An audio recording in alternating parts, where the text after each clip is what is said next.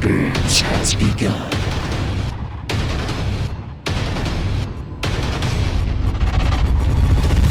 And welcome back to the Metal Teddy Bear Experience Podcast Edition. We're here with Kevin, my brother-in-law. Yo. We got someone special on the line, and it's not Jesse, it's Peter from Hath. What's up, buddy? Hey, boys. How you doing? And we also got Jesse. We love you, Jess. Hey. I just gave you like the ROM intro, and I'm like, yeah, this guy. And he's there. Actually, usually with the ROM, actually, I put the lovable, the adorable. Oh, ROM! Yeah. That means you gotta give us the weather now. Yeah, right. Well, actually, it is lukewarm out. It's about It's a good 61. A little gray, a little light, but you know what? It's better than yesterday. That's all I can say right now. Back to you, Chris. Slowly getting warmer. Yeah, and you know, this is going to be our second episode now that we're dropping for the podcast, but I'm still doing my radio show, people, so look forward to that. It's still going to be on Tuesday nights. It's not going to be 7 to 10, like the full 3 hours, because of the quarantine. I'm not able to go to the studio and do it, but I'm going to get you content. I'm going to get you some radio show love, so get ready for that. But this is just like a nice little continuation of my radio show where we could be a little more open and do things we couldn't do on the radio, because we got some video now. We got Pete with his... Dude, it's crazy how good your camera is right now compared to us. Like, look, I can switch screens right now. We're doing it a little bit different on this episode where we're going to... Whoever's talking, focusing, we're going to switch it to. And you could tell, like, me and Kevin's camera, my webcam is terrible. And then you have Jesse, who's like a step up. And then you have Pete's is like professional. Well, it's like that caveman graphic, like where like you're the toad and like I'm like that little weird person that almost became a person. Then you know Pete's over here like inventing fire and stuff over there. I've had a lot of free time and not having much to do in the band right now. I've kind of gone a little on the deep end for like how can I stream without actually manning up and streaming yet. Oh, that's what I was going to ask you too. Like, how's quarantine been for you? I know, like, it's probably been difficult because you're going to embark on your nice little tour with Hath. I know. I had such a perfect little plan. I had a job that ended a few weeks ago, and it timed up like so perfectly with this 3-week tour that Hath, Cognitive, and Cryptodira were supposed to do. And then quarantine hit, so I haven't really done anything for maybe like a month longer than everyone else that got locked up. So I'm really starting to go a little stir crazy and a little nuts. Yeah, I know, because I was thinking too. I was like, what does someone do at home all day? Like, they're like, oh, they like do their instrument, so like play guitar, and then you watch Netflix. You know, I just want to chill and do that. You know, you could draw on something. But when you're doing that for 24/7, you know, after a while, it's just like, wow, how many hours a day can I play guitar? Yeah. How many hours can I actually do Netflix? You know, watch it. Yep, literally. I've literally been sitting outside and watching the grass grow. There's a dead patch of grass in my yard, and I'm trying to fill it in. So, literally watching the grass grow. And I know, Jesse, you've had a different take on the quarantine before. Last episode, you were like, dude, it's been great for me. You know, Yeah. I'm making money. This is great. I might look a little different. So apparently, when you play your instrument and also watch Netflix for a while, you shave everything on your head off.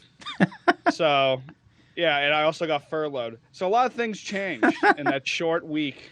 Yeah, I feel like podcasts. it was last Saturday, because we're recording this on Saturday right now. Hello, it's me. I guess the metal gods heard you. Oh my god. Just rub. I'll put it back. Just rub everything. You look like Casper. Dude, I was like, I'll go faster. I can't have this window open because the whiteness just shines and reflects. I look like a deity, like I'm just coming from another realm when I open up Google Chrome. It's not good, but Wow. I still hold firm. A lot of great music came out, so all the real adult stuff kind of went down down the way. But at least good music came out, pal. So I can at least say that. Yeah, Glass half full. I know one that's really prominent for me, at least, is the new Trivium album, What the Dead Men Say. It came out, yesterday, Friday, and I actually got to write a review for it on Metal Insider. So check it out if you haven't already. Check out my review and the album. It's gonna be linked in the description below. Yeah, exactly. Yeah, if you do want to see it, it'll be right below. point down there, right? But yeah, the new Trivium album I think is great. Has anyone else gotten to listen to it? Jesse, have you? Oh yeah, I ran through it, and I'm not gonna lie, man. It's kind of weird for a band to be around as long as they did and go from like, oh, they're the next Metallica, to like they went to a little lull, came back with Shogun, and then they came even more back with like the last two albums, like this one, Send the Sentence. I'm like, wow, like how have they just gone so good? Well, dude, just talking about like how long they've been around. It's been they actually formed in '99 and they didn't put out Ember until 2003. So it's crazy that they've been around basically for like 20 years at this point, right? Unless I'm doing my math wrong, but 21 years. Isn't that nuts that Trivium's been around that long? Because I feel like they're still like not a new band, but not like a 20-year-old band. That they're all 20 years old. Yeah, right. I mean, when he started them when he was like underage, right? Because he had the X on his arms when he was doing shows. Yeah, Kevin, I think the first time I saw them was with you. Yeah, we saw them. 2005, we went to Ozfest. Yeah, that's right. Yeah, they only had like 2 albums out, I think. Yeah, Right. Ascendancy just came out. Yeah, It was either just before or just after Ascendancy dropped, and we had no clue who they were. I remember watching them. I don't remember what I thought about them. I guess I liked them because like a week or two later, I went out and found Ascendancy and spun that for a while. But yeah, you were mentioning like they've been around for 20 years. I gave the new album a spin, and when I was listening to it, I was like, all right, it's fine. Like, sounds kind of Shogun-y, like that sort of. To me, Shogun is like late era Trivium. And I was like, well, what's the last album they put out? Oh, wasn't it like In Waves? And I looked that up. That came out in 2011. Yeah, Like, it's all been a right, while since I then. Forgot about them for a while. Well, it's pretty. I thought the album actually compared more to In Waves. Like this album, with the Dead Man Say, I think that compared mostly to In Waves, just because like, I feel like In Waves had a lot of like diversity in their tracks. Like you had the really heavy songs like Chaos Reigns, Dust Dismantle, Skylight Severance, and then you had like the radio single songs like Built to Fall and A Grace So Dark, even though that's a bonus track. But I feel like there was a lot of like going on, and then also like the In Waves track is kind of like their anthem-y kind of song too. And this album kind of has a lot of that. If you heard like the newer tracks, like Catastrophist, What the Dead Man Say, and then Amongst the Stones, like they're all very different from each other. That's why I get that vibe. I've had the feeling through the whole album that it was a bunch of songs that would fit perfectly as like the intro songs or the theme songs for like a WWE event or wrestlers. For this album? Yeah, for this album, which is totally fine. I'm not knocking it at all. I was gonna say Code Orange is like that now. Yeah. I mean, They're one of very those bands. different band. But like not everything, but there were a lot of songs that had the very sing-songy, like anthemic choruses, and you could kind of see what was coming next. Like they've definitely found or like developed their style, and they have their niche. I think that's important for bands to have, I hope they're making money on it. Yeah. You know what I noticed with it? I kind of felt like I kind of ran through it at least like one whole time, and I jumped around a little bit. A lot of the songs kind of like all the, like you said, the chorus is very anthemy, but I feel like there's always those sections in the middle where they kind of just have fun. Like they have a lot of like lead, they kind of jump around a lot of bridges, a lot of like different types of like takes on the song, and then they go right back to where they were at the beginning. So it's like they like left a little playground near like the middle to end part of each song where they just have fun. Yeah, and it's crazy. There were a few moments I remember, like I just had it on while I was doing some other stuff, and there were a few riffs or a few moments where it like kind of caught me off guard. It's like, all right, Trivium's doing that. Okay, that's pretty cool. Oh yeah. What about you, Kevin? What did you think of the new album? Yeah, I mean, I liked it. I haven't listened to the whole thing through yet. In the process of, but so far so good. It's so funny when you change it to us. We look like sportscasters. Yeah. Coming. All right. Oh, he's dropping over the beer. Can't say the name. No free ads, right, guys? No free ads. None. Except for Black Dahlia Bird, they get a free ad right there. Oh wait, I should turn it on to my screen right there. Like, hopefully it's not backwards. And yeah, you're wearing the Death to All shirt. Right there. Yeah. That was a great tour. Yeah. Actually, speaking of death, did you guys know? Okay, you guys know Catastrophist, right? That was like the first single. For Trivium, yeah. Yeah, like there's that little like kind of instrumental break in like the middle where it just sounds like they just like Death came back for just like a couple bars. Like it was just so crazy, like the way the drums and the guitars work. Did you guys notice that at all? The sound of Like like the heavy Lydian? part towards the end.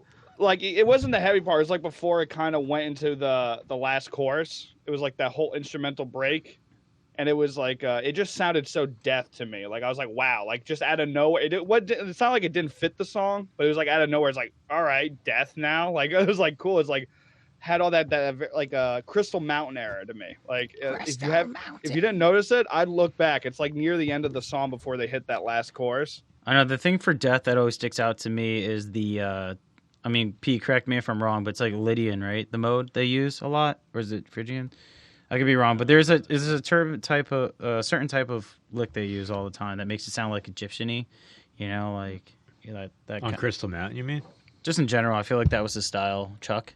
Yeah. It always sounded like. I hear what you mean on Crystal Mountain, like that, Yeah. that bridge in the middle. Yeah. I feel like he did that for so many things, though. You know, it was crazy. Yeah. Well, now that Pete's the guest, is like, Pete, can you take out your whiteboard to teach us about modes and scales real quick? It's like, actually. I mean, Pete, you have all those nice guitars behind you.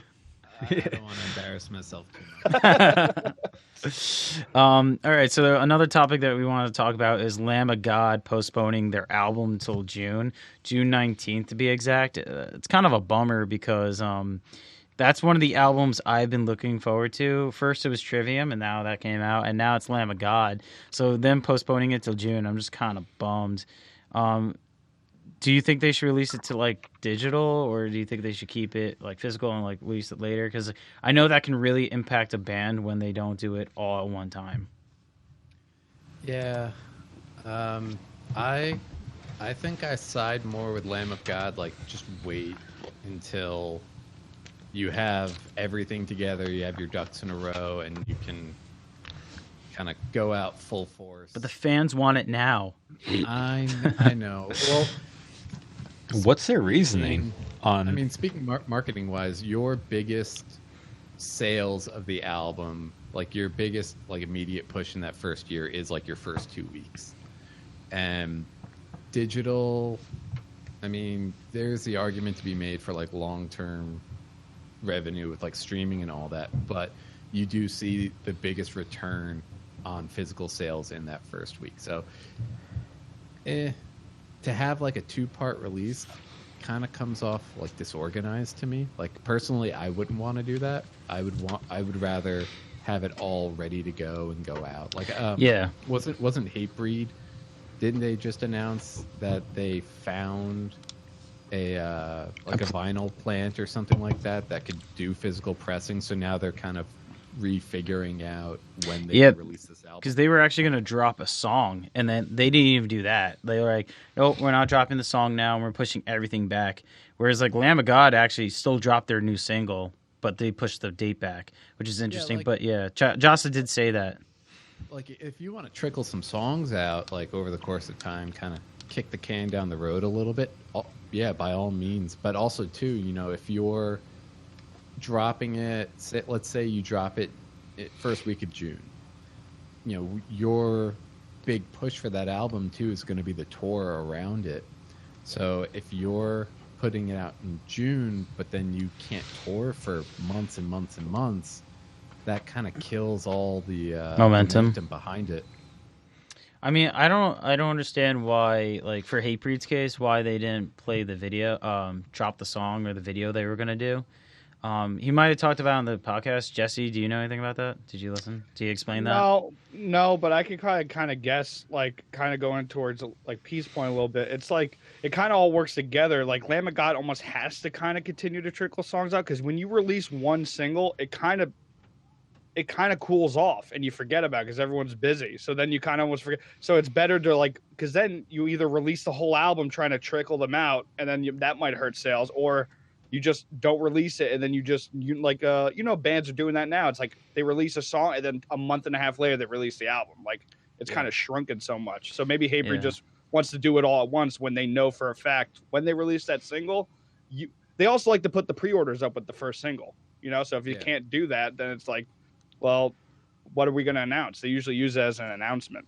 Well, also too, like depending on how long the album actually is, like with Trivium's new album, wasn't there something like 5 singles before it came out? 4. Yeah, it was Catastrophist, the self-titled, Amongst, and then they actually dropped Bleed Onto Me right before, which I thought was kind of weird. Like, why drop another one? That one's gonna be out. It was what, a 10-song album, so it's like almost half the album out, roughly half the album out before you drop it. I don't know. That seems if the goal is to kind of stretch it out, okay, but I don't know. It's not for me, I guess. Yeah, they're also a little different in I think their songs are a lot longer. I think they're like all their songs are like 6 minutes. Like, you know, it's not like Trivium? yeah, aren't most of them like 6 minutes long or so? They're closer to being long, yeah. Yeah, so like there are 6-minute they're a tracks. hardcore kind of band, so it's like 3-minute songs. So to like trickle them out, it's like a 10-song album for Hatebreed is 30 minutes. You know, it's like for Trivium, that's probably closer to an hour. I'm gonna say. I think it's like 50-something minutes. So it's like, you know, it is weird that they threw it out, but maybe because it just had a video locked in. Because I know they released that kind of like lyric video for Bleed Onto Me, so maybe they just like, you know, they just like releasing video content too to like get the YouTube market a little bit. So Well, I actually have a funny story related to the Lamb of God release. When they actually postponed it, you know, and the announcement, there was a guy on Twitter that added at Mark Morton, the guitarist. He said, "Thanks a lot for delaying your album to June fucking 19th. Testament had coronavirus and still released a record. However, you decided to fuck your fans over hard. I'll never forget this shit when I boycott your music."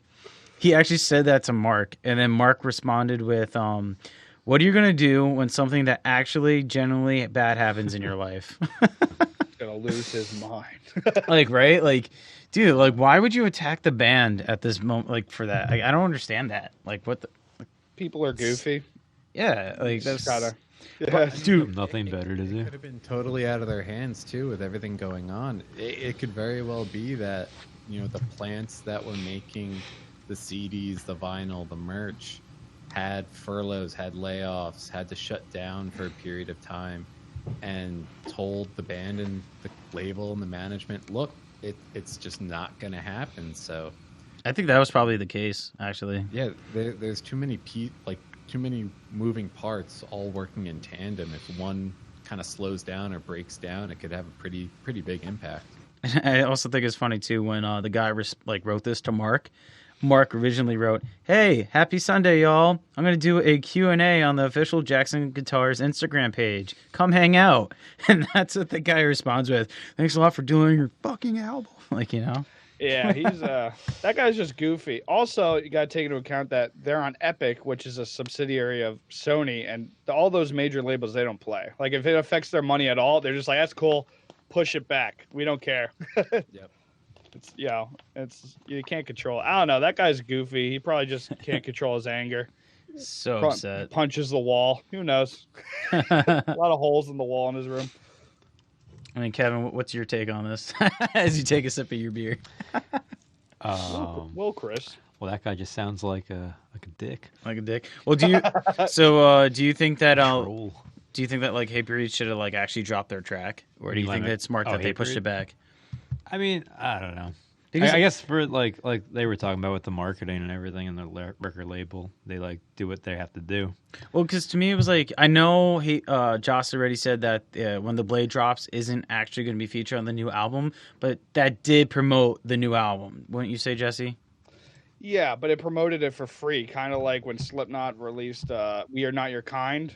It wasn't that not no that no We Are Not Your Kind. What was that song they released before? That's not on it. I know what you're talking about. I just Yeah, so they did now. the same thing. They was like kind of like an offshoot, a B-side, maybe from the last album, maybe from this album. And it got They released it on Halloween. Yeah, and it was a free song that didn't take away from your buy. So even if you know it, you're like, "Oh, Hatebreed's awesome. I want to listen to Hatebreed."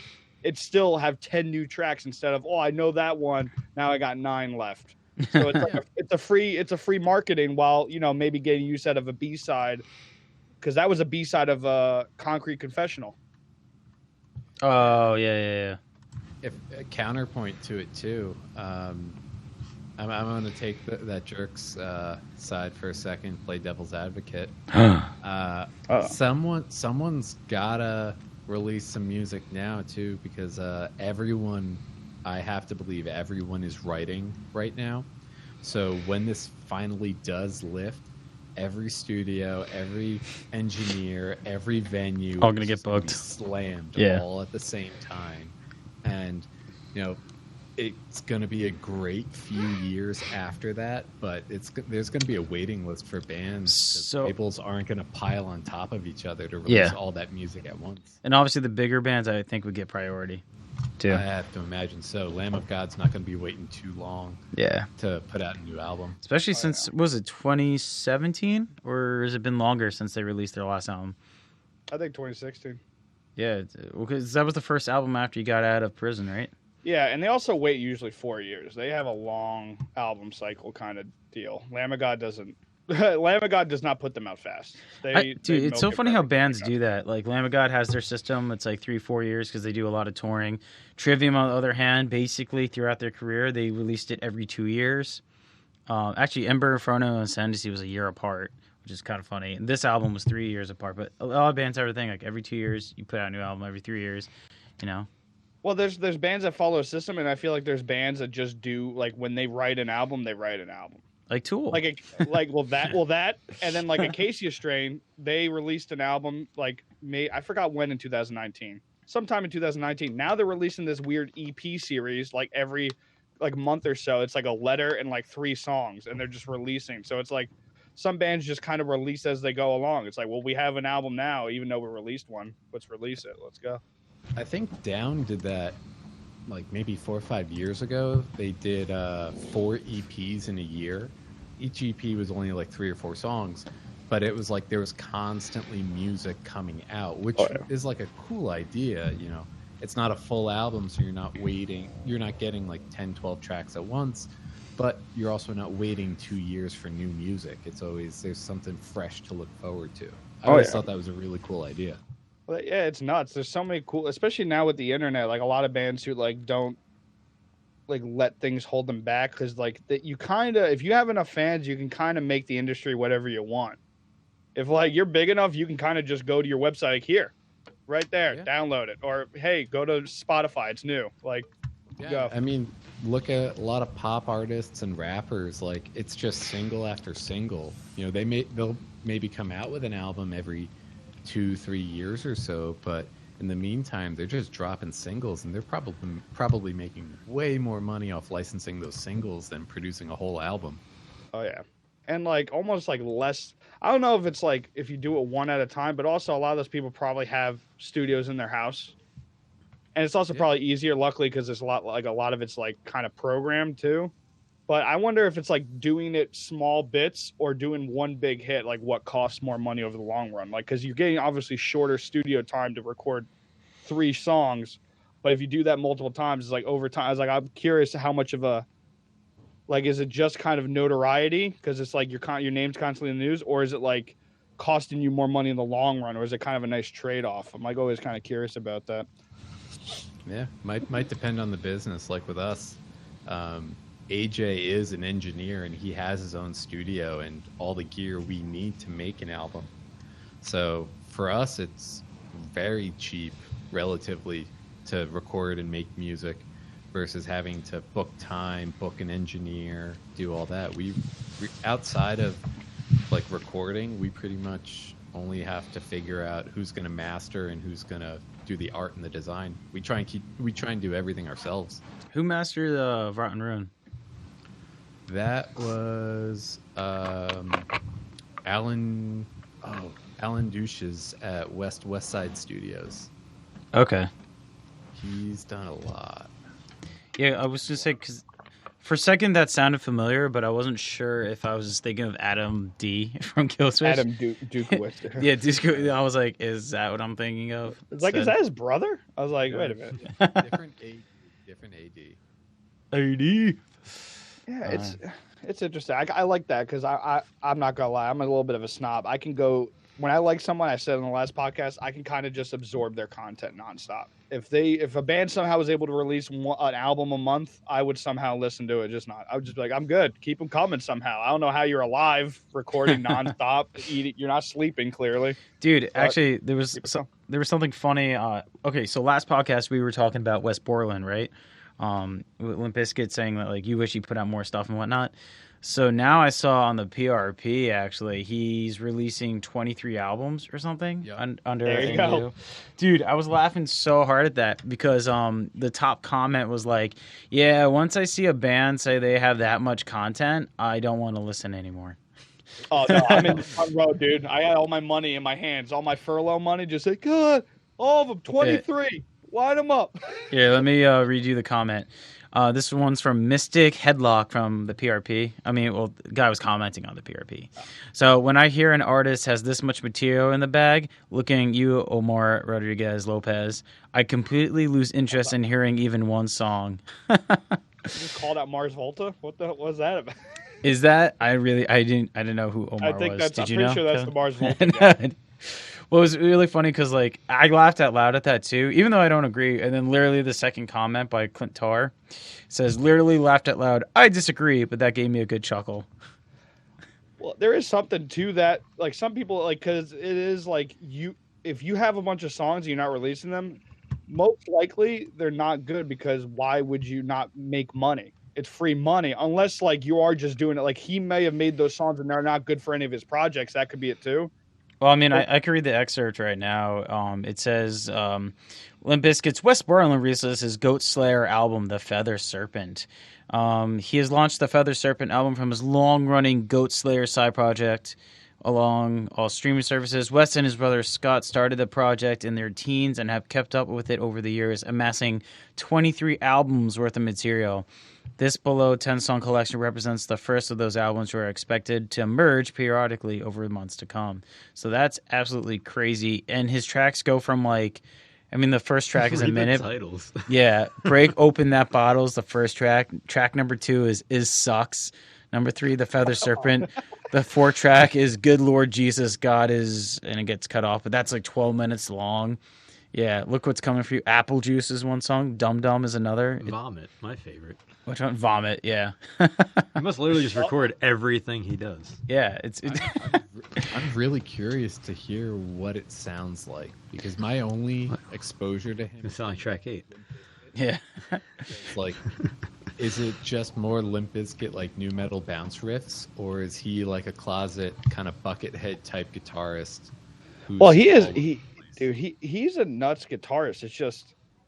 Yeah, like that's it. Like I always wondered why. Like that's what we talked about. I was like, why doesn't he do more? Because he got tanked. Because Fred Durst was like a dick in the '90s. Everyone just like he's like, oh, everyone that band sucks. It's like all these guys are like, these guys are talented. They're just not. They're just surrounded by this dick aura. Like it's just like, oh yeah, like all them are assholes, right? It's like, yeah, but he's an animal, dude. Just because he dresses like a peacock on stage doesn't mean that he's not sick. Listen to this. Dude, listen to, like, through it. There's another comment on PRP. It's actually funny because Pete was talking about Buckethead, and he says Buckethead thinks this is too many albums, which is pretty appropriate. And then, dude, these comments on the PRP are great. Homie D Clown said, "Jesus Christ, this is worse than Yoko Ono." And then Josh replied, "I think Yoko Ono had a couple of decent tunes, but yeah, this is dog shit." Dude, so much burn right there. No love for Wes. I thought Buckethead did the same thing. He released like an insane amount of work, right? Exactly what they were saying. So that's actually pretty funny. That man, PRP comment board right there, gang, roasting Wes Borland. I mean, if you guys do want to check out the album, though, it is on Spotify, so you can check out every track we named. You can check out on Spotify right there. There we go. Well, what that makes me think of is because a while ago, Gene Simmons did this like deal for his fans. Like if you bought this crazy package, you get to meet him. He'll come to your house, jam with you, and you get to meet him. And then you get this chest, like this treasure chest of like 100 and something songs unreleased. And everyone thought, it's like, Gene Simmons is a consummate business guy. If those songs were good enough to release, don't you think like he would have done it? Like, why did it just in a chest? Maybe they're all like public domain, and he's just singing like "Happy Birthday." Yeah. Well, he's the guy who tried to copyright that, right? Because he patented OJ, and I think he tried to do the Happy Birthday song too, right? Yeah. What? Yeah. I heard that in I think a documentary about them, which is funny. Well, speaking of that, did you know that Michael Jackson owned the Beatles catalog? Yeah, I think that's why it was. I didn't know that. I was like, what a gangster. Yeah, that related to uploading it to Apple, right? Like iTunes and stuff like that. That was correct, directly connected.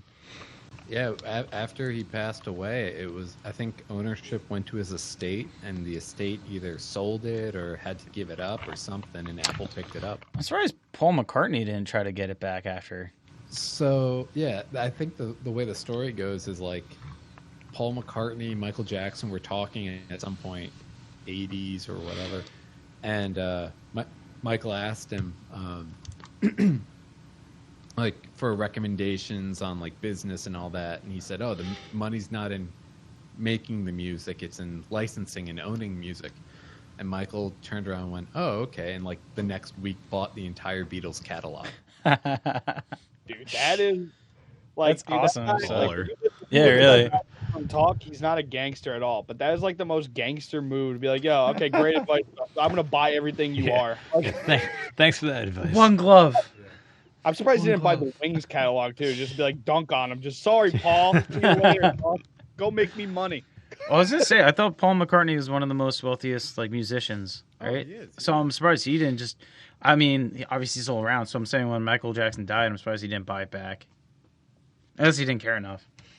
Maybe. Do you know how insanely wealthy he is? Imagine he owned his own catalog. Like, would he be a billionaire? Like if he just owned those two catalog, like that, all the Is music. he not already? I think he's like a heavy millionaire. Like if he'd be so rich. Like I can't imagine what he'd look like with his if he owned the Beatles catalog. But yeah, no, that's what I think about so I hope it's all good, but also he doesn't release a lot of music, so maybe he just collected it all for some reason and never released it. So I'm checking it out. I'll let you. He's like collecting things, man. Maybe it sucks and my dreams will be crushed, but whatever. I don't know. All right, so something else happening during the quarantine right now is this awesome podcast. No, a lot of concerts are being either canceled or postponed, which is a huge bummer. It's not awesome. That's not awesome at all. It's awesome, bro. Okay, it was Great. Actually, it's awesome. There's a couple shows that got overlapped. Oh yeah. Like double booked on the same day? Yeah, I think we were going to Lamb of God, but I think that was the same night as Primus, right, Jess? Yeah, I wanted to go see it on the beach, bro. I missed him every single time, and that's same night. So that was kind of annoying. But anyway, so there's kind of stuff like that happening. So I was like, cool, maybe we get to see these bands. But actually, some are getting canceled. Maybe which next is a year. Huge bummer. But do you believe the fact that concerts won't resume until 2021? Because that's the current rumor. Pete, take it away. You're on the screen. You're on the spot now. I mean, being as a band that was just touring, have you guys been in talks about rescheduling this tour at all? Like that you had, I think it was with Cognitive and Cryptopia. Yeah, Cryptodira, Cognitive. Oh, I have it right in front of me too, and I still can't pronounce it. But that's the beautiful thing about the Metal Teddy Bear experience is I butcher everything. It's all But, right, baby.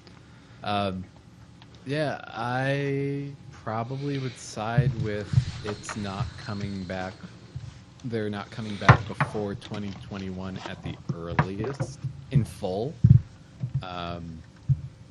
But yeah, there really isn't anything to, at least on the booking side, there really isn't anything to talk about right now because no one really knows what's happening. Was it last week or 2 weeks ago? California said they're not reopening public venues or concert venues until there is a vaccine. I'm assuming New York and the New Jersey areas, like all the big major metro city areas around the U.S., would behave in a similar way, where there's either going to be some really strict expectations, but then also for people going to the concerts, just me personally, I don't think I'd be comfortable going to one in the next few months at the earliest. Yeah, So- I heard that one too. Do you really actually want to go hang out with a group of sweaty people, jam together, elbow to elbow? Yeah. Maybe after some vodka, you forget. Just forget about it. You go start coughing when you leave. You're like, uh-oh, wait a minute. Yeah, like a week or two later, you'll remember real hard. Crap, why'd I do that?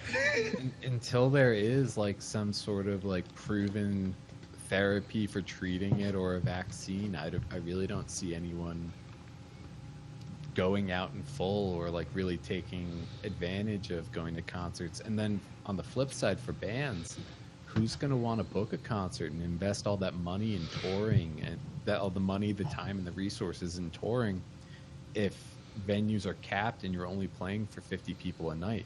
Like, where's the money going to come from to offset that?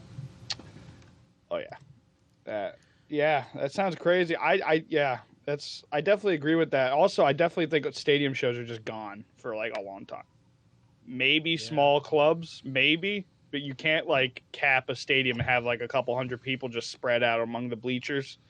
Right. Like, would you want to go see Rammstein, but with like a group of friends, and all of you have to sit 3 stadium seats apart? Like, you Yeah. wait till Yeah, because I already paid for it. Yeah, me and Kevin were like, oh, because like Rammstein is, I think, late August or September, right? It's September. Yeah, and we were hoping that wouldn't happen, but It's they not gonna already canceled another festival in September, I think, right? Recently, like just today, I think they talked about it. After all this COVID stuff, the last thing that's going to come back to normal is going to be the concert, entertainment, like sports kind of.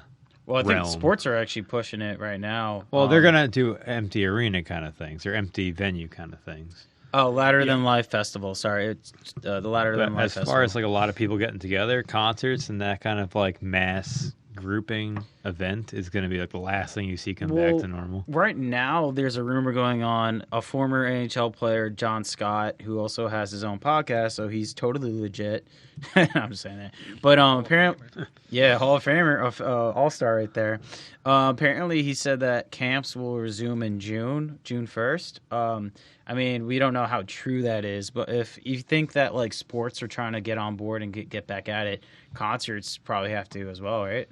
Because it's still No. well, no, because the venues still use the same like venues. But they're not going to have fans. It's going to be empty arenas in neutral sites.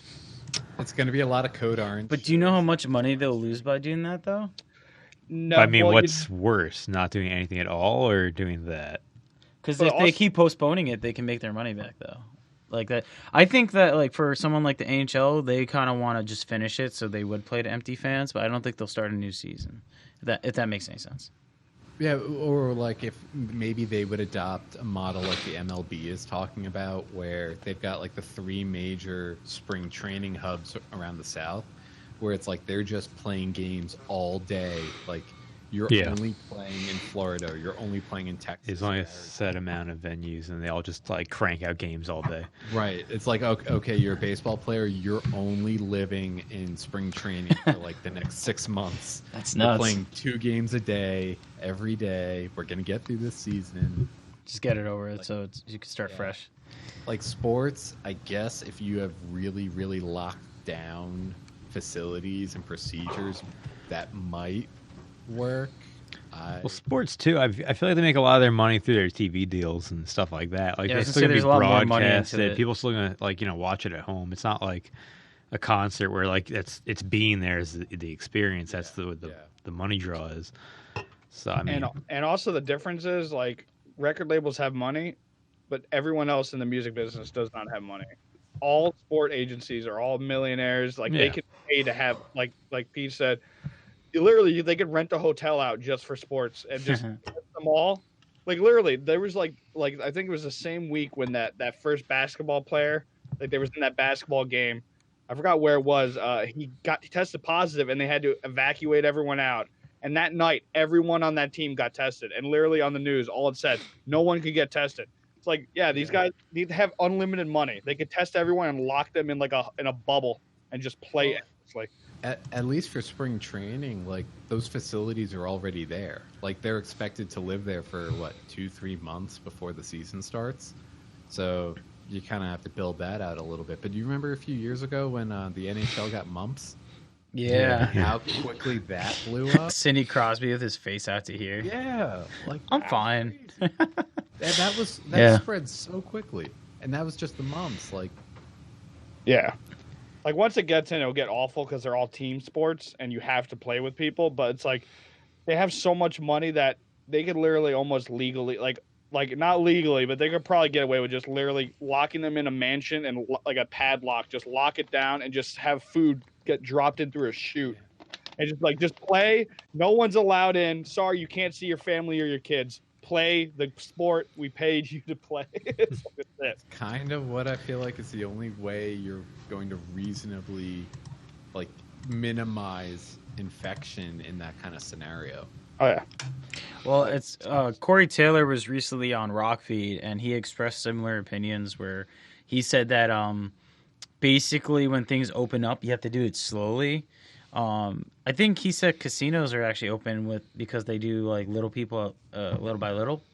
Did you guys know that or no? Did you hear about the guy in Vegas or the mayor or whoever who wants to like just open everything up? They're like, oh, we'll be the test site. The woman, for it. right? Yeah, she's just yeah. open everything up. We'll be the test site for like see what happens. I was like, no. Then she's like, they wouldn't let me or something. It's crazy. Wait, was that she was interviewed on CNN? Yeah. I don't know where it was. The They dude with said, the white like, hair. oh. What's his name? Anderson Cooper. Yeah, Andrews Cooper. So CNN, right? And then she like something is like he brought up China. He's like, we're not China, and he's like, that's an ignorant thing to say. Like he was just like she like started blowing up on air. Like, Well, yeah. So Corey Taylor from Slipknot, he says that we'll have to do something like that. We'll be very like slow, like soft openings. Like Jesse said, not stadiums, basically smaller venues, which might be harder for bands like Slipknot.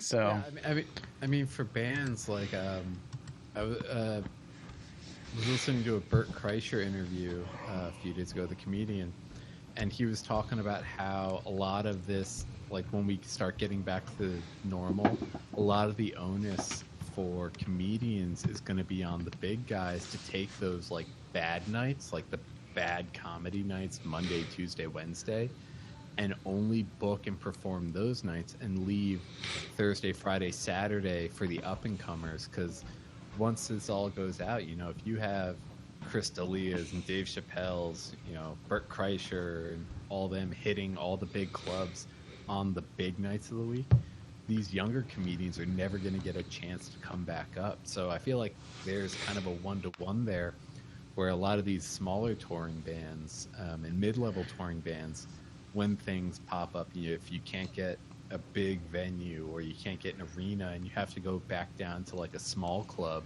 you know, seeing Slipknot at, you know, Gramercy Theater where, I don't know, it's a 500 to 1,000. that'd be amazing. Right. Like that sounds really cool. Yeah. But what do you think they do? Just sell like half capacity? I don't know.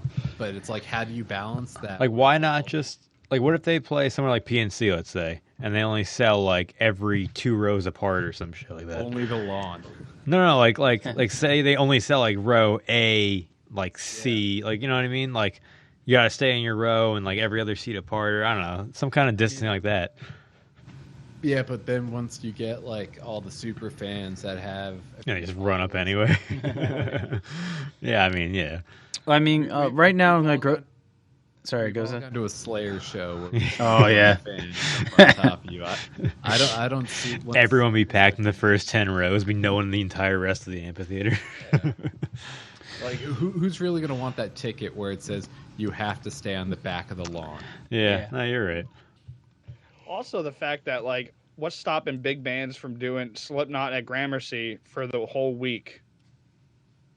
It's Yeah, like literally 7 they nights. they just stay in their bus on the road. They get a nice parking spot in the new COVID New York City where there's plenty of parking probably. And they just sit there and live in the bus and just sell it out every single night to whatever the capacity is. And it's like, yeah, there's no way anyone's going to get over them. Like, Well, he did mention. They become like the metal equivalent of Billy Joel in New York. just get those jerseys up. Just like, yeah, we sold it out 37 days in a row. It's like, whatever. Well, because he did talk about Corey Taylor in the thing. He said playing in a small venue is like they have so much stuff. He's like, there's so many things that they have to have. He's like, so like what he was saying, it helps when the room is that long where you can get all our crap in. We have so much crap now. We have to go to Guitar Center and start finding shit. Like, Clown, you take that kit and Frankenstein it. We'll put it there. No, you can't shit on it. You know? Yeah, like imagine layoffs hit Slipknot because they can only fit 5 to 6. Who gets kicked out, Craig or Sid? Yeah. Tortilla man. No, definitely the guy who took over for Chris. Yeah, the tortilla guy. Yeah, tortilla guy. Or it'd be legend if they laid them, like furloughed them, and then they have solo projects that open up. So it'd just be Sid on the stage just DJing for like a couple songs. Like, yeah, we don't get as much money, but at least we're still in public, right? Right? Just doing a Tom. Someone solo, doing the just sound clown. booth. It'd be unreal. All right, so Rob Flynn chimed in as well. Rob Flynn of Machine Head. Of course he did. Of course he did. Well, that's why I think it is funny with this article on Metal Insider, how they had Corey Taylor and Rob Flynn, who are the two biggest, I wouldn't say loudmouths, but, you know, the great big mouth is Corey's He got a lot of nickname. publicity. Exactly. They love They're expressing their outspoken. opinions. Proper terminology. They're outspoken. There you go. Well, no, like Corey Taylor's nickname was the Great Big Mouth, and Rob Flynn does have a blog called The Ramblings of a Madman or something. So anyway, he chimed in, and Rob Flynn actually says nothing's going to come back until 2022. Sorry, 2022. 22? Yeah, he says right here. Public. 21. What? 21. Sorry, my bad. For some reason, that's a whole year. Cut that. No, I'm kidding. So yeah, 21. So Turns the computer off. yeah, You're gonna watch on Netflix until 2022. Tiger King. King 2. Tiger King. Tiger They're King gonna let 2. him out of jail just to like Yeah, just for film a new series. Like people are bored. Go. They're going to put the people in the cage and just have the tigers walk around them for 7 episodes. But this wasn't just Rob Flynn's personal opinion. He heard it from public health expert Zeke Emanuel, I guess, or Zeke. I don't know if I'm saying that I've right. heard his name. I haven't seen him talk. But yeah, apparently that guy was saying like, yeah, no, there's no idea. Like things actually won't return properly until 2021, which is nuts. Yeah. I think your starting point for when you can start that clock of like, let's get it back to normal, can't even kick off until there's a vaccine. Like, Yeah. you're just kind of mitigating and managing spread until you can properly treat it. I think the best thing about this right now, at least like, you know, with everyone being home and stuff, people are trying to be a little more creative and start stuff. You know what I mean? Like, there's been a lot of collaborations between bands. I saw a lot of people like, so-and-so of this band, so-and-so of this band teamed up for this cover, you know? I know there's this one, I think Warbringer. I'm not 100% sure. But anyway, they were doing every week they would do something new, like a new collaboration or a new song or a new take on something. Devin Townsend, he's been putting out a podcast. He has like 5 episodes now, each talking about each album. We talked about that in the last one. Actually, today, I don't know what time it is, but today he's actually putting on another online concert where he's playing like a dedicated set list. Yeah, he's doing, I think, 3 concerts to benefit different charities and different organizations. I think today's might be for the UK's New York. NHS. Oh, that one? Yeah, the New York one is the last one. Oh. Yeah. Because the first one, dude, he raised $45,000. Yeah, I just watched the replay of that the other day. It was really impressive what he was able to do just in his, I assume, his kitchen. Like, he had his full concert PA playing along with him, and he had 3 or 4 different cameras set up. And he was controlling all of it with an Xbox controller. Yeah. When he had a moment, he wasn't like playing guitar. He would like kind of switch over and hit a button, and it was changing the cameras. It was pretty funny. I think that's actually perfect for Devin, too, because he's kind of like a down-to-earth, silly dude. And having that, too, is just even funnier. And he was like kind of making a joke out of it. I think he actually posted like a separate video of his little, like, I think, what do you call it? Like a ghetto rig kind of thing. It was pretty funny. And then on, if you go to stageit.com and you go to Devin Townsend's actual page, they describe him as new age polka, progressive heavy metal. Okay. Which is pretty funny to describe him, what you say. It's kind of polky, actually. Now I'm thinking about it. I mean, he did come up with Vampira. Yeah, he's got a few songs that kind of have that oompa bounce. Vampira and Bad Devil are kind of weird.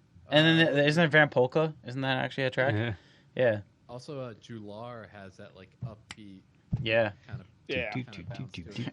I love when he was like, "This is the March of Angry Oompa Loompas" when we saw him live. Oh, Devin. But yeah, definitely check out those podcasts, guys, from Devin Townsend. They're pretty awesome. Yeah. So, wait. Oh, okay. So we have actually a cool little segment going on here that we were suggested. So, top 5 things are currently in right now. If you haven't noticed, if you ever scroll through like ads and stuff, like top 5 reasons why you should stop eating protein or some stupid stuff. But anyway, so Pete, my question to you is top 5 new death metal tracks. Yes. I will readily admit I'm late to every single party. That'd be me. Yeah, Kevin's literally the definition of being late. I'm right in front of Kevin. He is late, Like, wait, what? There's a party? usually I'm like a year behind at least with new tracks, but you asked me this and I got 5. I was able to get 5 together, only one of them being from 2019. So There we go. That's new enough for me. okay, as long as that's new enough. So in no particular order, I'll start with Abigail Williams, the track Sun and Moon off their new album, Walk Beyond the Dark. Oh, is that the one AJ kept talking about? Yep. Okay, yeah. I saw it on his feed a lot. So I'm not really familiar with Abigail Williams. I remember them kind of coming out and blowing up a little bit around maybe 2008, 2009. It was like, I want to say pretty symphonic black metal with some breakdowns. Didn't do it for me. And then this album came out, and the Hath drummer AJ just kept going on. Listen to it. You got to check it out. And I finally did, and it is as close to I'd say like a non-genre metal album. Like you could, it's not black metal, it's not death metal. It's just really, really great, well-written music, start to finish. I think he talked a lot about the production value too, right? Yeah. In that post? Very, very well thought out, well produced music. Hey, Jesse, have you get a chance to listen to it?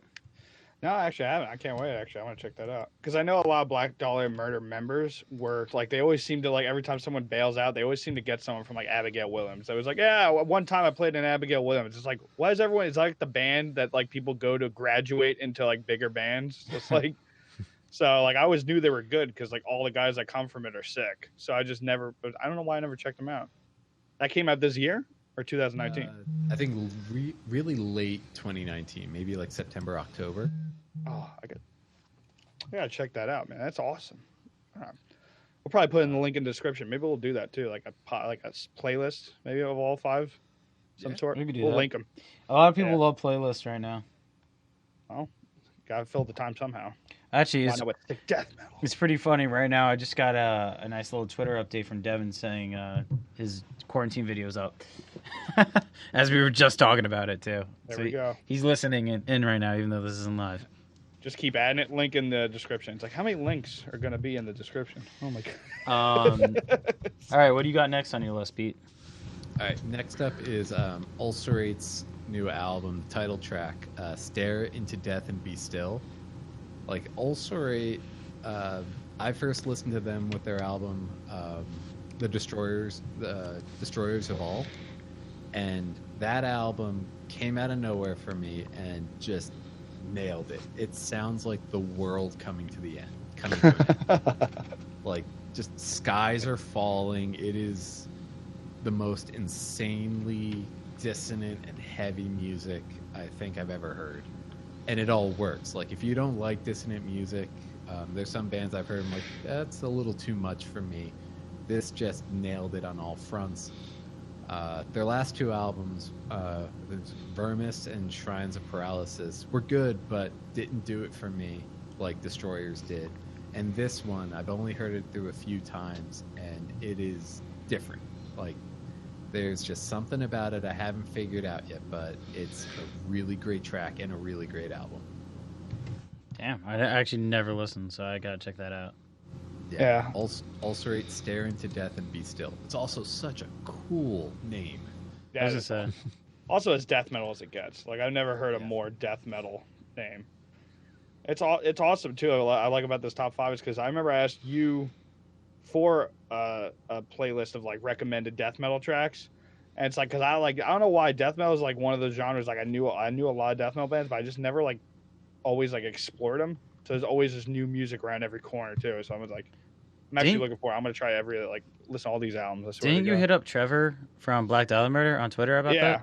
Well, the best part about that is I did that, and he actually answered back and hit me with a playlist. And then Pete and then 2 of my other friends, all like death metal guys, just like, oh yeah, here's other playlists. I got hit with like 4 different playlists of like just all like the old school and the new school. Like it was all Morbid Angel, Deicide, Suffocate, Cannibal Corpse. I feel like Suffocate's always on that list when someone mentions like old school or classic death metal. Suffocate, it's right there. Oh, dude, it's nasty. Suffocate or Suffocation?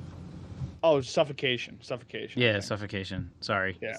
Suffocation's the hand chops. Suffocate's the big gauged ears. No, Suffocation. Oh yeah, My bad. I remember that guy. Yeah, now I know. Yeah.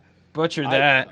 I just know I don't know. I didn't sleep on the bus ride into work that entire month because I was just listening to nonstop death metal from 5 a.m. till like 7 p.m. Just Yeah, if you could ever find like a Grand Maester of all things metal in general, like make me a recommendation. Trevor is just an encyclopedia of like every band that's ever released. Well, he has his own column on Metal Injection, right? Yeah. For death metal albums, I think.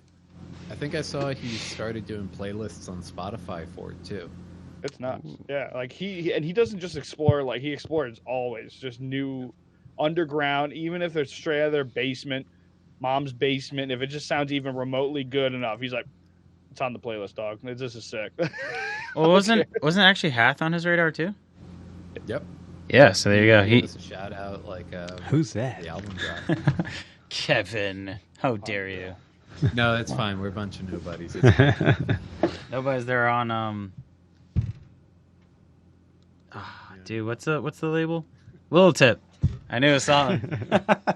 Unreal. Just a tip. Just the tip. Just the tip. Just the tip records. Just the tip records. Oh man. All right, what's number 3? Number 3, Black Crown Initiate Invitation off their upcoming album Years in Frigid Light.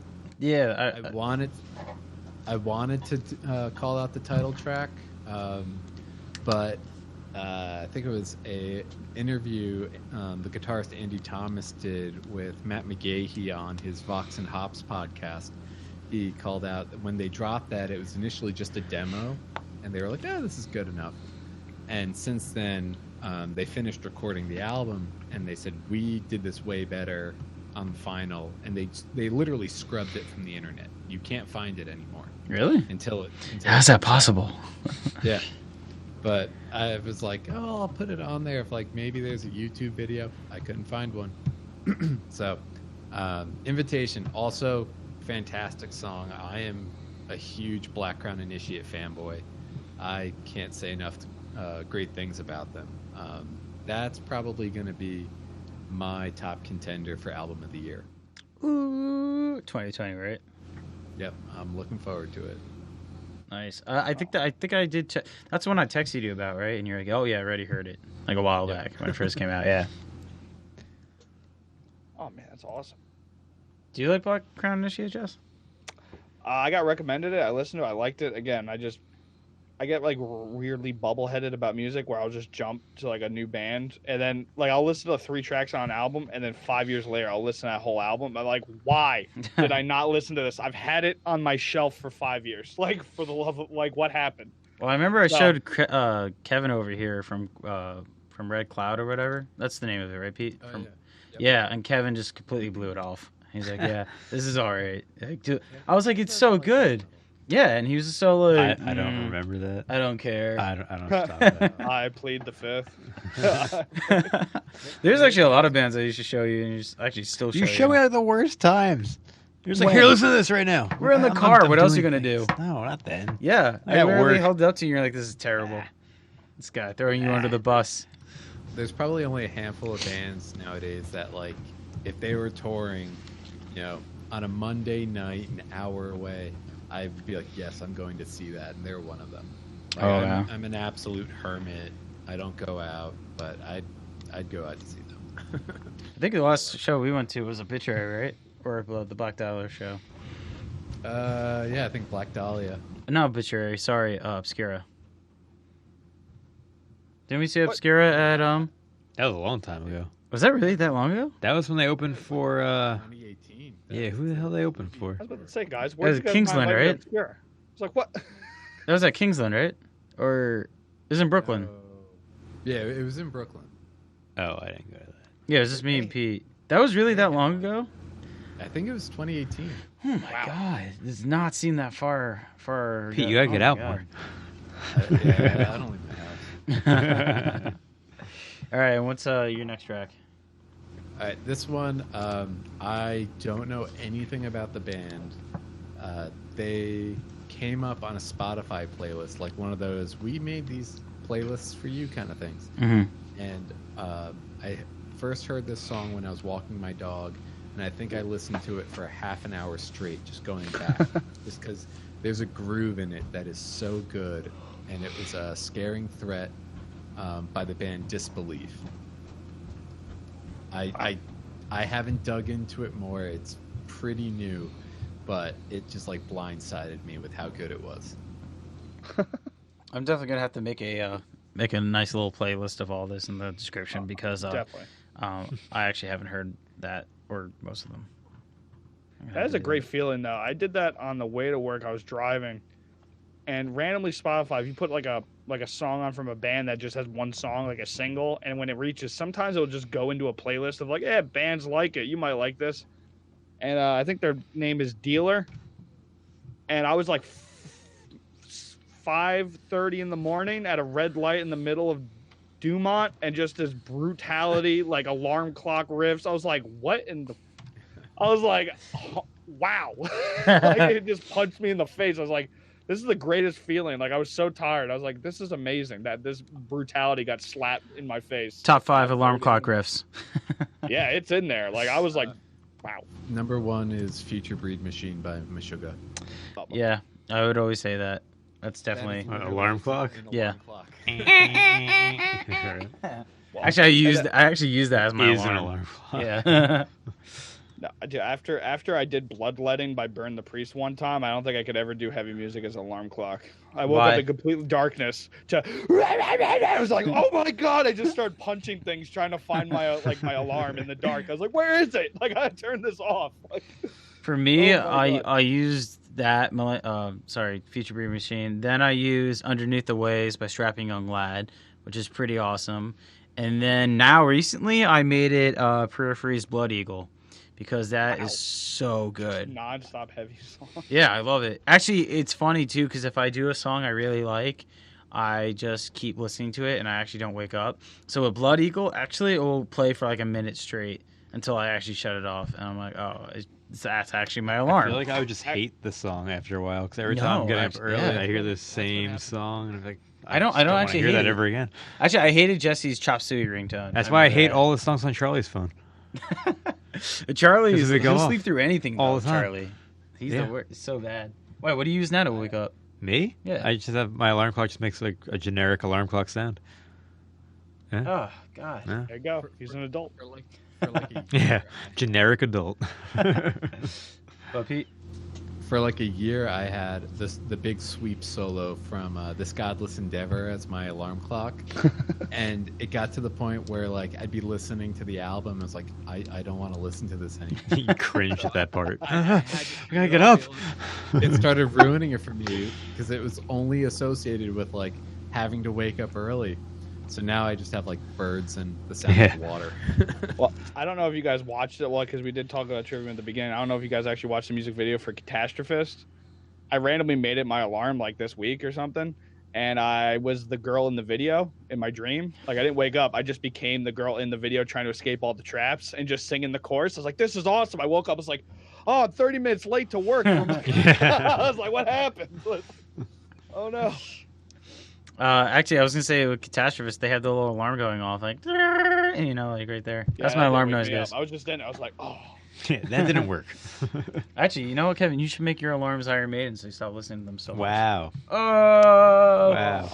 If you look at Kevin's, like right now, like he can't even name like 2 death metal songs because all he has on his playlist is Queensryche and Iron Maiden. That's it. There's nothing else. That's not even accurate.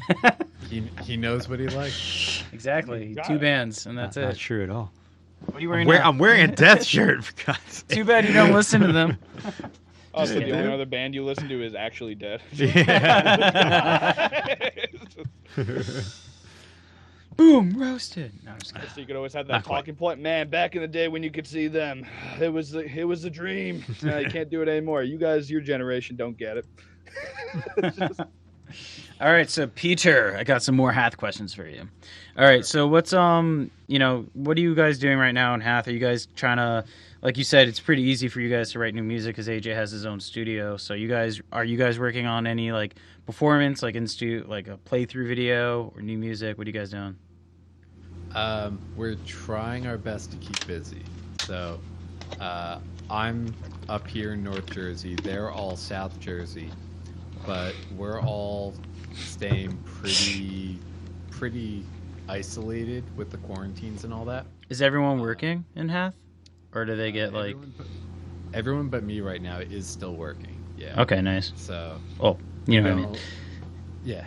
We to risk like anyone getting sick or Yeah. anything like that. So I actually haven't seen any of the guys in person.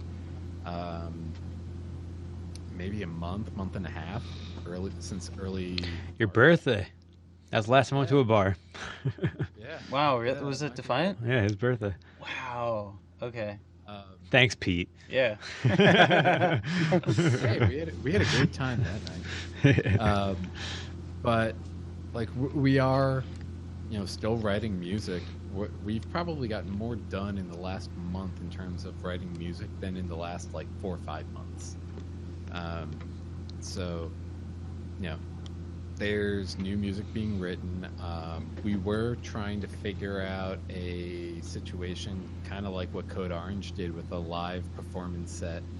Like when this first started popping off and we heard kind of whispers that, hey, tour might be up in the air. We're not really sure what's happening right now. We're kind of waiting for, all the different agencies and the clubs to get back to us.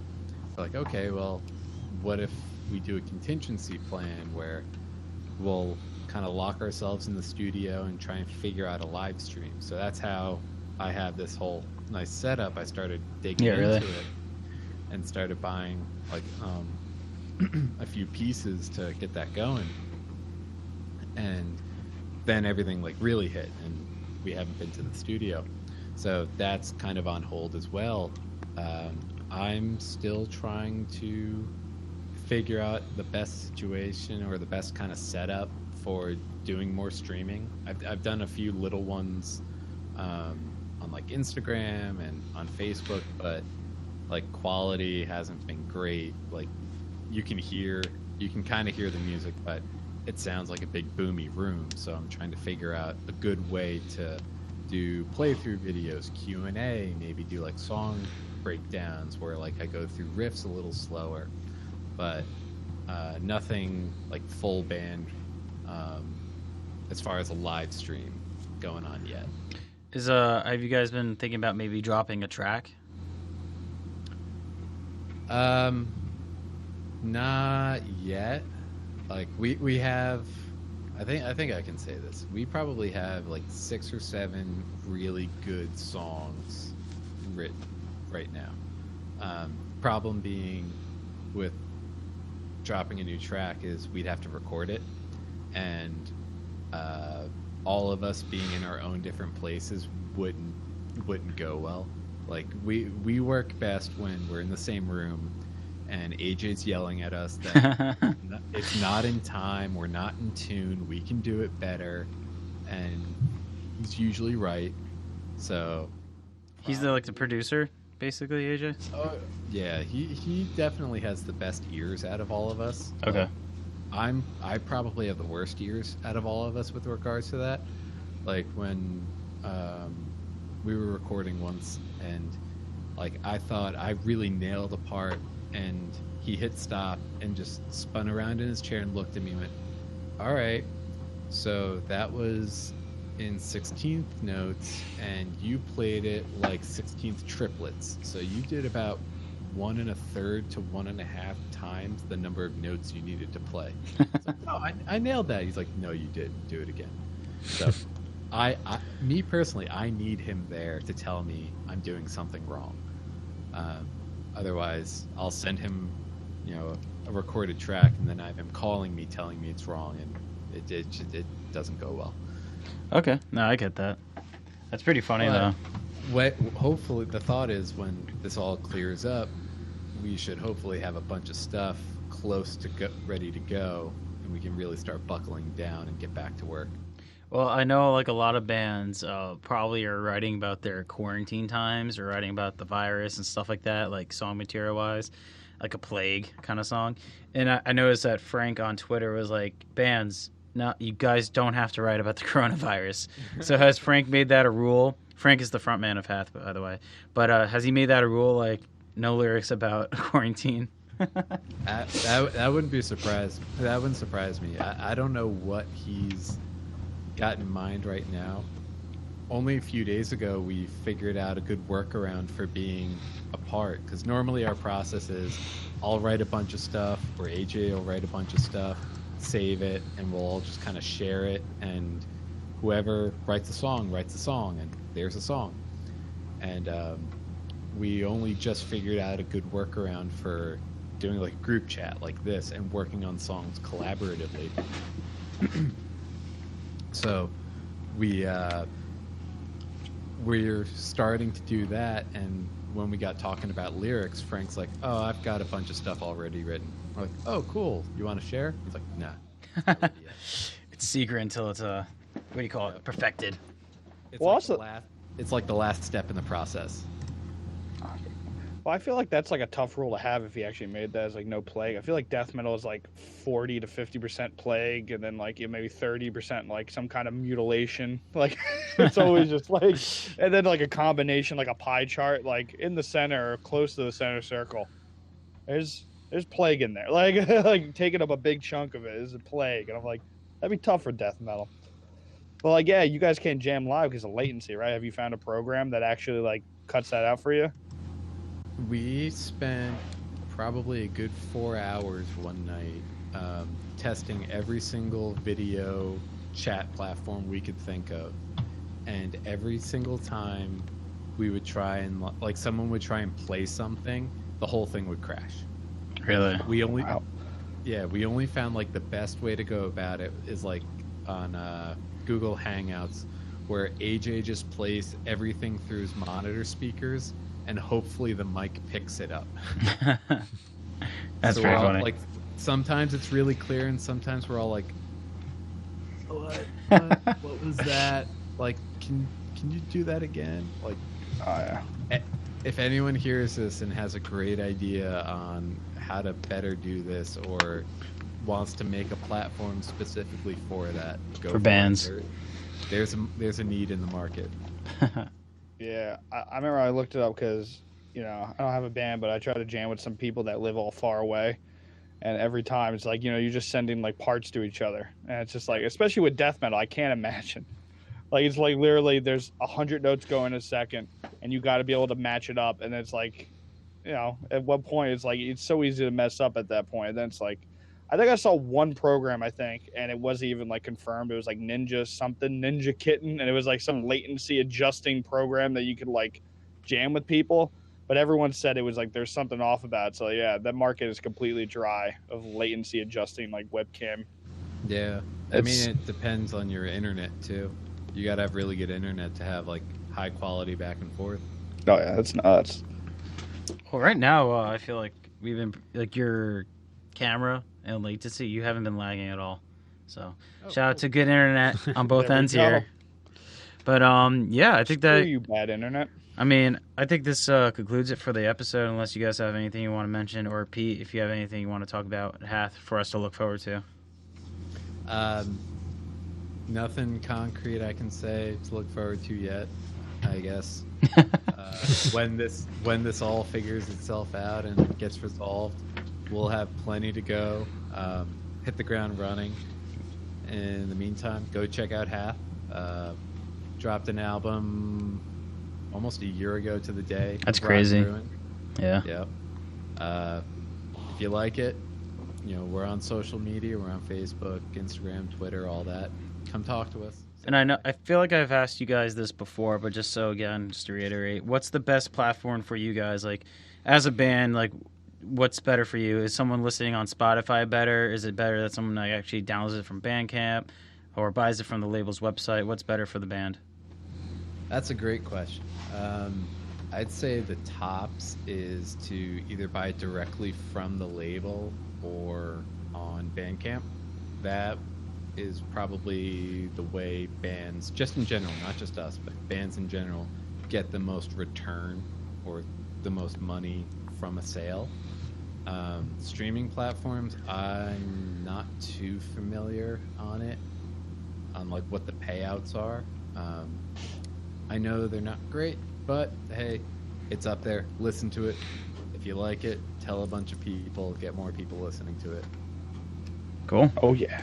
Thanks, man. Well, I appreciate you coming on, and I'm sorry we took up so much of your time before.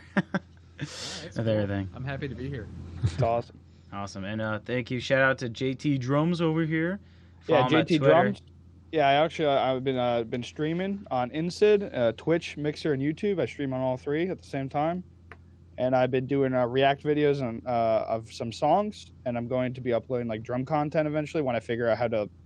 I've been having kind of a problem of being able to hear the drums as I record it, so it's kind of useless, and latency problems actually in my own home. So when I figure that out, more content will be on the YouTube channel. Probably link it or some sort. Yeah, I'll put your links down below in the description if you guys. Yeah, wanna all follow links. Jesse. It's not going to All be the words. links. All the Literally, links. it's going to be all links. Everything. Pete, you And- got gear? How do we buy those guitars behind you? Can we put the links? Are you sponsored yet? I wish. I'd love that. And if you ever want to hear about Queensryche or Iron Maiden, talk to this guy right here. His two favorite bands and the only bands he listens Oh, to. God. If you open up his CD booklet in his car because he I doesn't got have rid an of aux that. cable. I got rid of that. This guy didn't have an aux cable for I at least got a like 20 years. brand new radio last month. We're actually for charity. We're actually what's it called? We're auctioning off a ticket to be his best man at his wedding. So it'll be in a link below. You can win it. Yeah. Charlie's out. Yeah, 16th link down after the first 15 links. Yeah. You'll see it. That's awesome. Unreal. All right, guys. Thank you for tuning in. And until next week, where we have more metal, more things to talk about, and probably more quarantine problems. So thank you, guys. Keep it real. See you. Thanks, guys.